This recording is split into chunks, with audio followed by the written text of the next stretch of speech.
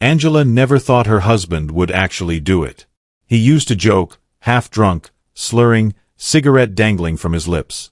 Be grateful I haven't sold you yet. But one night, drowning in debt and whiskey, Jacob made good on his sick little promise. He didn't just betray her, he handed her over to monsters, to men who didn't see a woman, only a debt to be collected. But what? None of them knew. What Jacob never saw coming was that Angela wasn't just some helpless wife. And when she came back, she didn't come empty-handed. She came with a grenade and nothing left to lose. A few years back, they had been a normal couple, or at least close enough to normal. Jacob was different then. Wild, sure, but not broken. He had this charm, this fire in his eyes that made Angela believe in things she never thought she would. He made her laugh. Made her feel alive. They were young, reckless, in love. Their first apartment was a shoebox with peeling wallpaper and a leaky ceiling. But they didn't care. They made love on a mattress on the floor, ate cheap takeout, and whispered about the future between shared drags of a cigarette. For a while, it was good. Then Jacob started gambling. At first, it was casual poker nights with friends, the occasional bet on a boxing match. Nothing serious. But casual turned into frequent. Frequent turned into obsession, and obsession turned into destruction. The first time he lost big, he came home angry, punched the fridge so hard the door bent. Angela had tried to calm him down, but he shoved her away. Not hard, not enough to hurt, but enough to make her step back. The second time, he came home drunk, slurring apologies, promising he'd fix everything. He just needed one good win. One good break. She forgave him. The third time, he didn't come home at all. When he finally stumbled through the door the next morning, his lip was split and his knuckles were raw. He told her he had a plan, that things would turn around soon, but things only got worse. Jacob wasn't just gambling anymore, he was borrowing, and the people he owed weren't the kind you made late payments to. The first man to come knocking was polite. Too polite. Angela, right? He said, smiling like they were old friends. Jacob home. She hesitated before nodding. Jacob came to the door, his face pale as death. Hey man, I got your money. Just need a little more time. The man's smile never wavered. Jacob.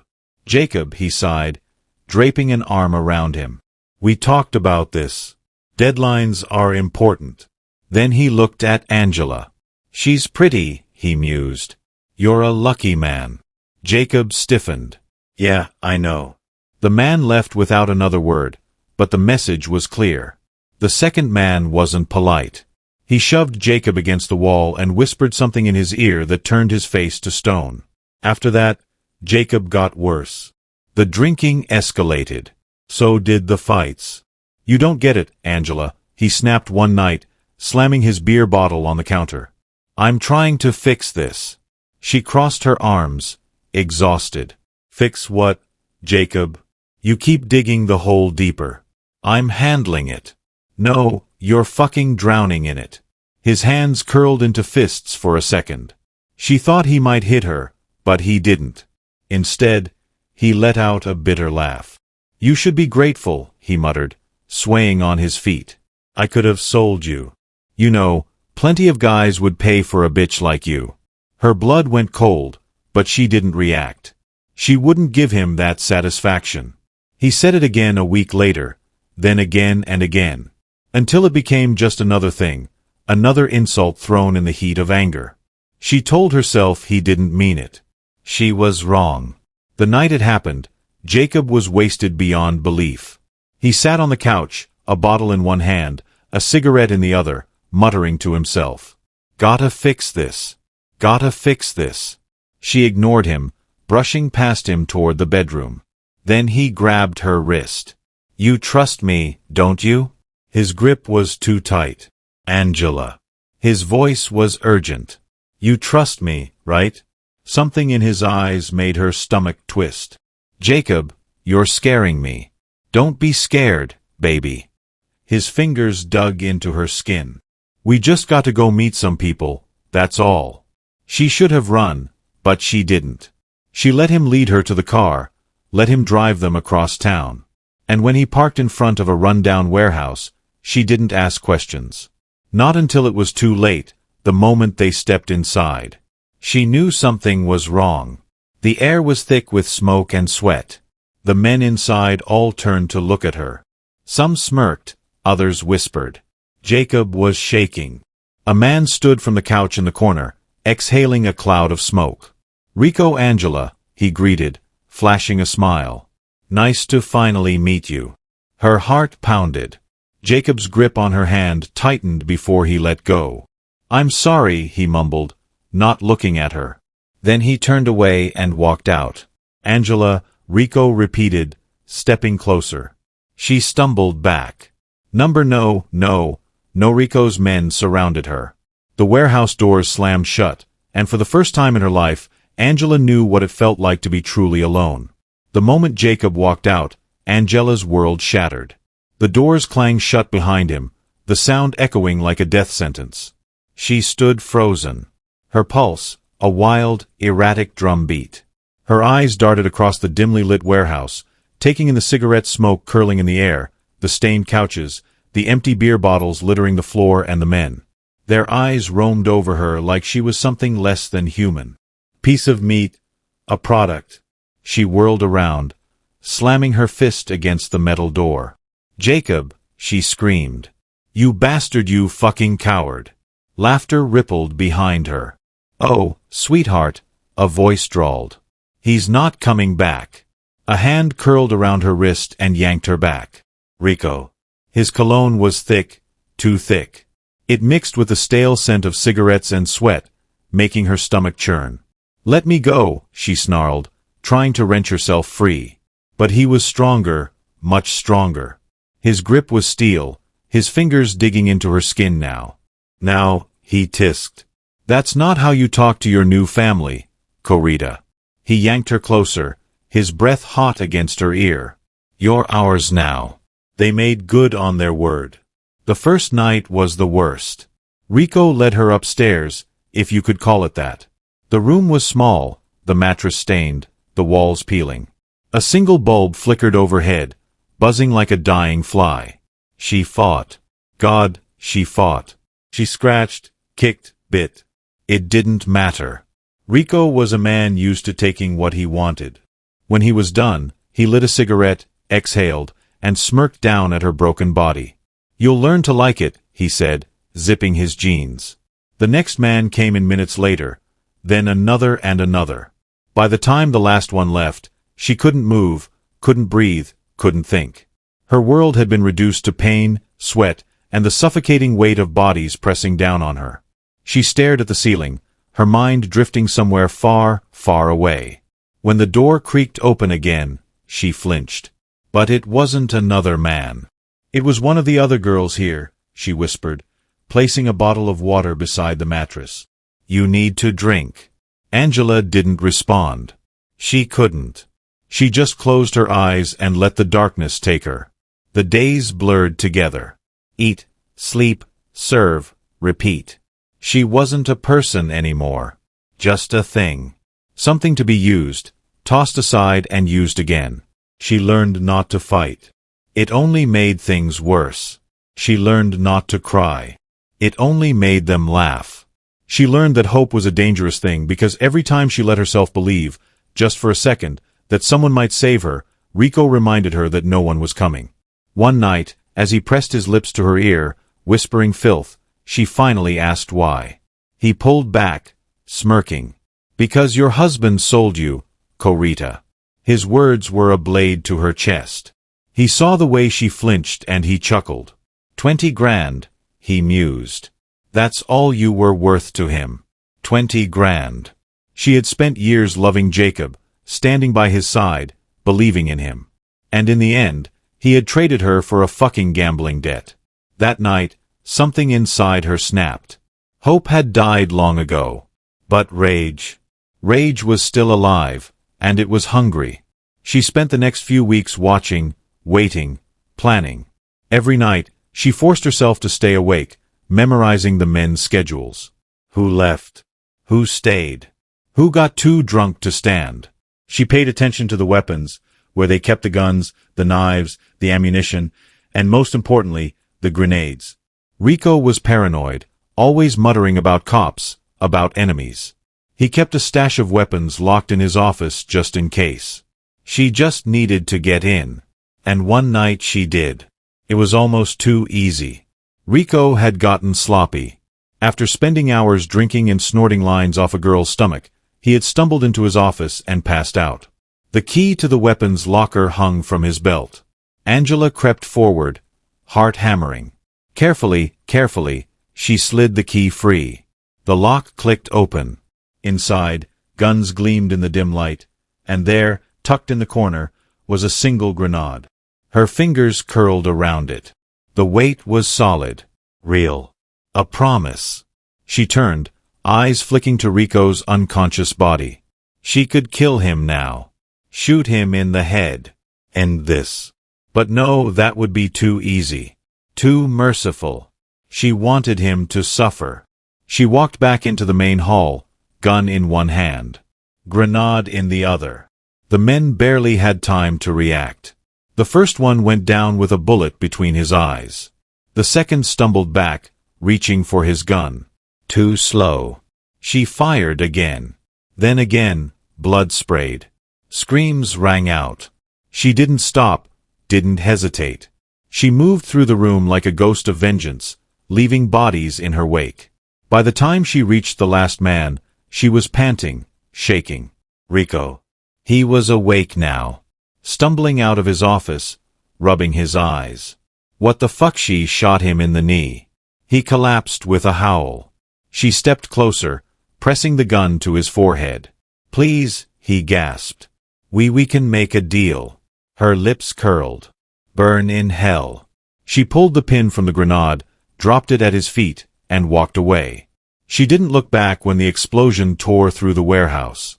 Didn't flinch at the heat, licking at her back. She just kept walking because she wasn't done yet. Not even close. There was still one more person left to kill.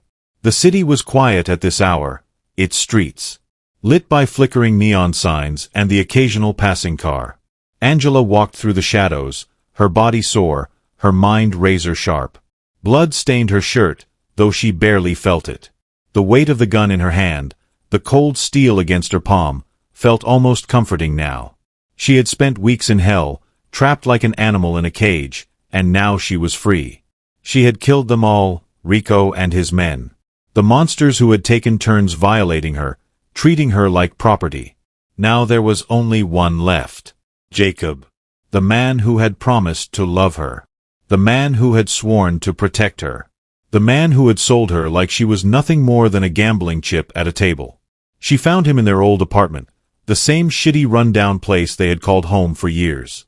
She had expected him to run, to flee like the coward he was. But no.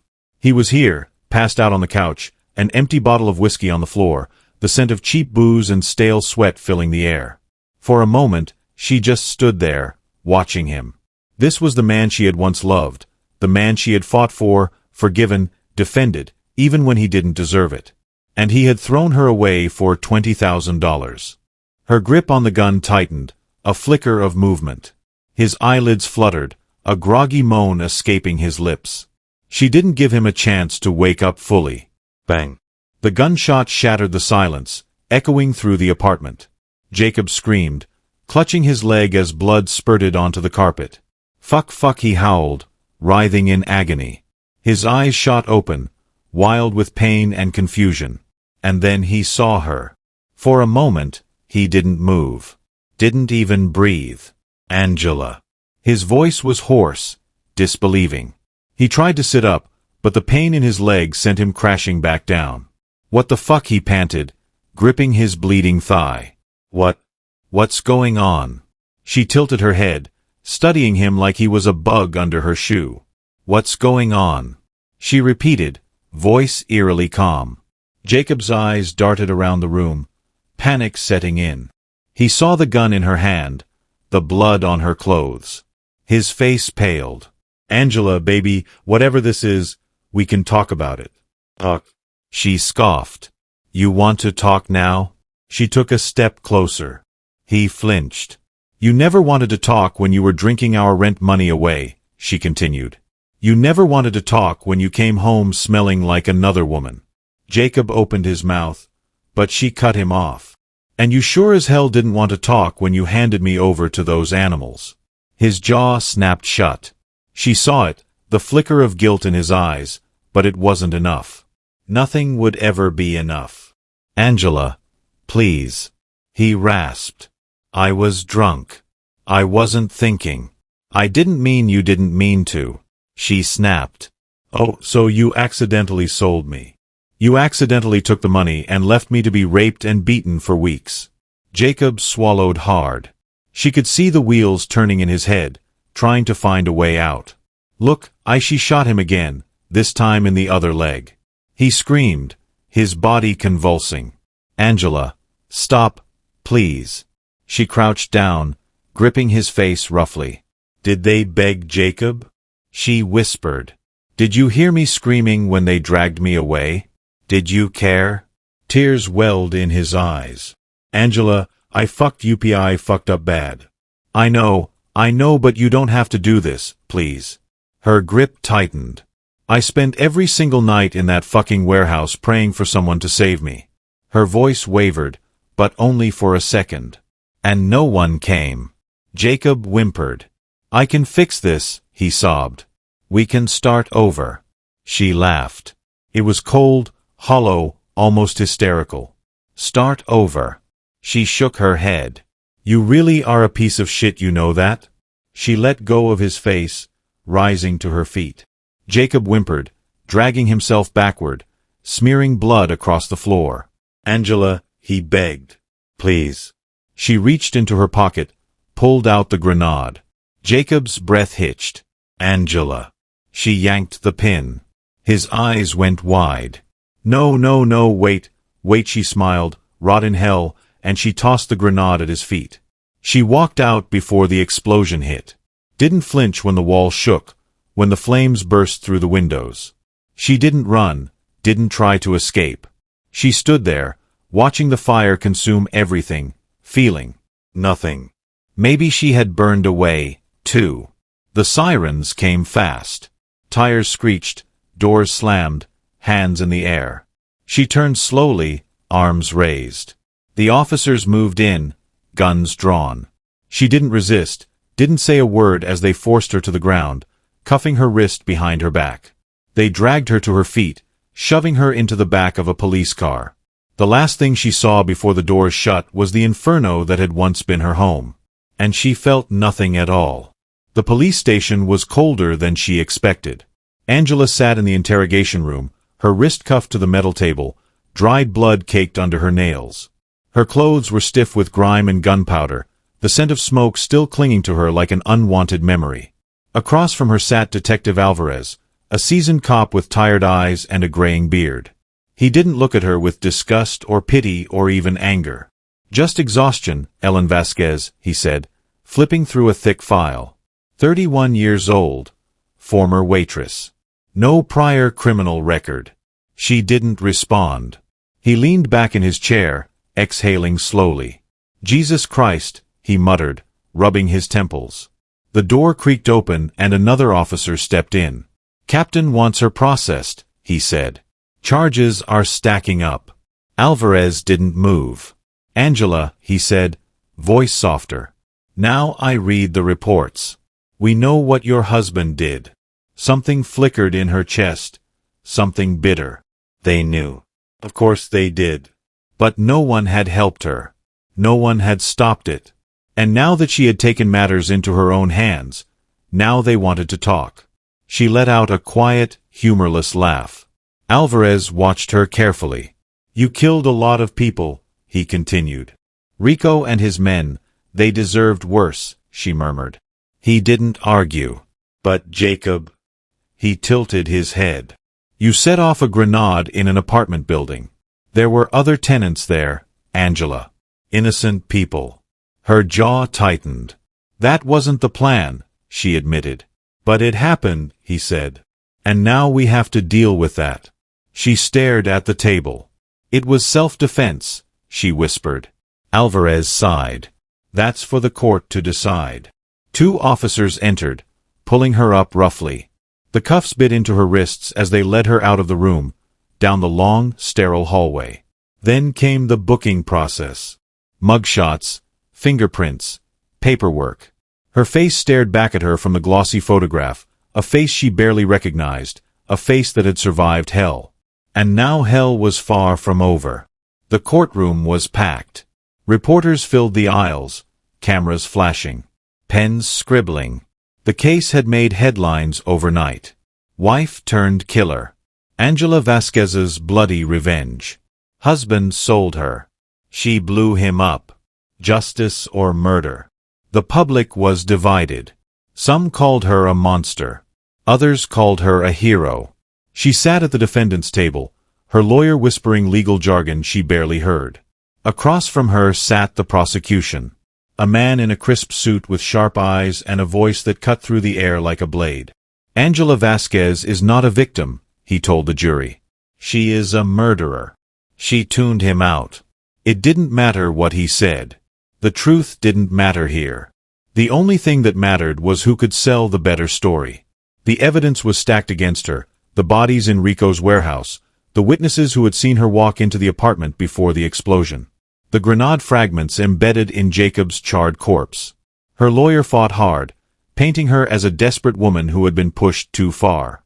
She was kidnapped, beaten, raped, he emphasized, letting the word linger. She had every right to defend herself. The jury flinched at the details.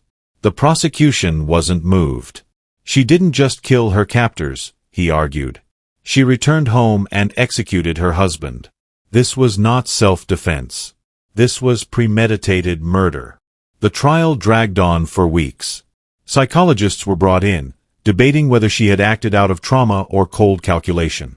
The defense pushed for temporary insanity. The prosecution demanded maybe life without parole. And then the verdict. Angela stood as the judge addressed the court in the case of Angela Vasquez. The voice echoed, solemn and final. The jury finds the defendant. Her heart didn't race. She wasn't afraid. She had already lost everything. Guilty. She exhaled slowly. No surprise, the judge continued. For the murders of Ricardo Rico Morales and his associates, the court acknowledges mitigating circumstances, a pause for the murder of Jacob Vasquez and the reckless endangerment of civilians. The court finds no justification. She braced herself. Angela Vasquez is hereby sentenced to 35 years in prison. No gasps, no cheers, just silence. And then a pair of cold metal cuffs clicking shut around her wrists. The prison walls were gray. The beds were hard. The food was shit. She didn't care. She had already survived worse. Inmates whispered about her in hushed tones. Some respected her. Some feared her. Some wanted to test her. She learned fast how to keep her head down, how to fight when she had to, how to survive. Letters came in from strangers, some calling her a murderer, others calling her an avenger. And then one day, a letter arrived with no return address. She opened it, heart pounding. Only one sentence was written inside: "You should have let me suffer." No name, no signature. But she knew. She knew who had sent it. Jacob's mother. A bitter smile curled her lips. She had my four, let him suffer, and she would do it all over again. The world moved on. New scandals, new crimes. People forgot. But Angela didn't. She lay in her bunk at night, staring at the ceiling, listening to the echoes of the past.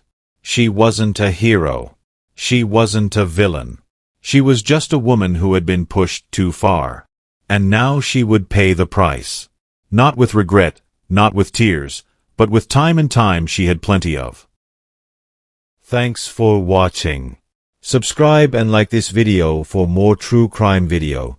Don't forget to leave your thoughts and theories in the comments section below. Take care and see you in the next video.